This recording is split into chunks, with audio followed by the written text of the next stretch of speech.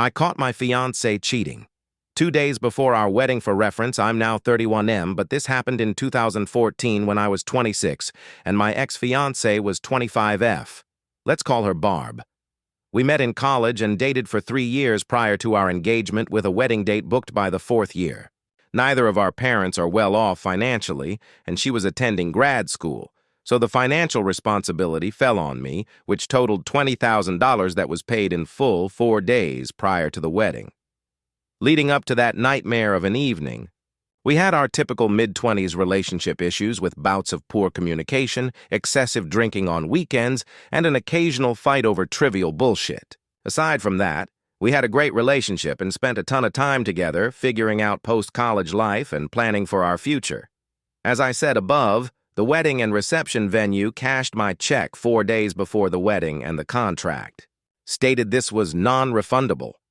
Over 120 guests were confirmed, a couple dozen from out of state, tuxes and bridesmaid dresses were fitted and paid, and everything was falling into place. Now let's get to the inevitable shitstorm of events that you're all interested in before I keep rambling.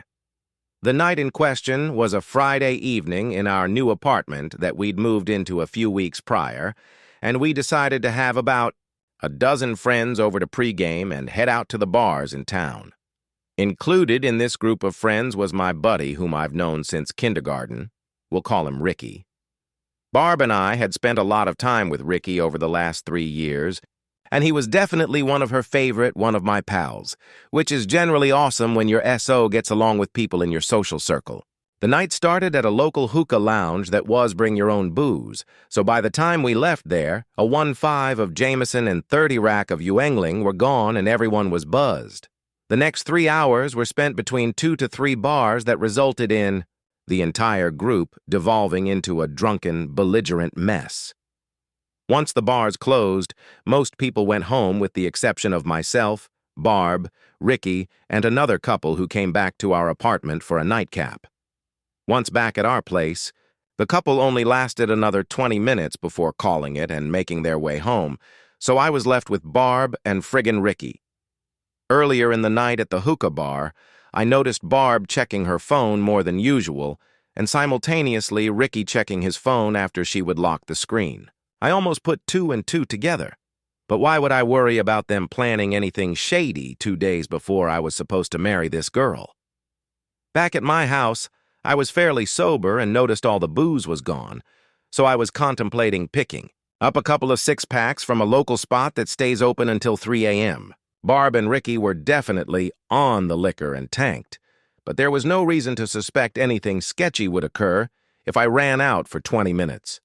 Once in my car and preparing to exit my apartment complex, I got a sinking feeling in my gut that something wasn't right, and it completely freaked me out.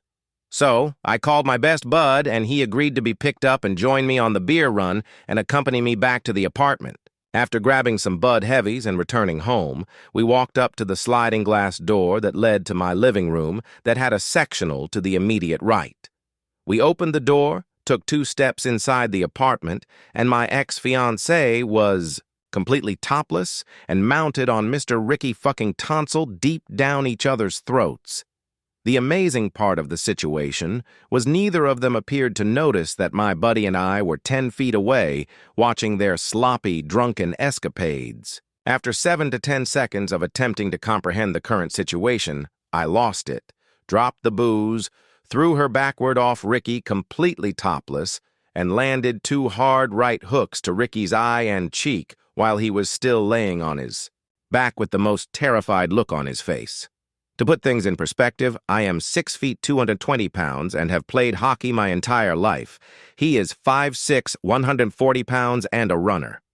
Immediately following the assault with my fist, Ricky started snoring, didn't know this was a thing, and was asleep for at least 5 minutes while I was losing my mind over the situation.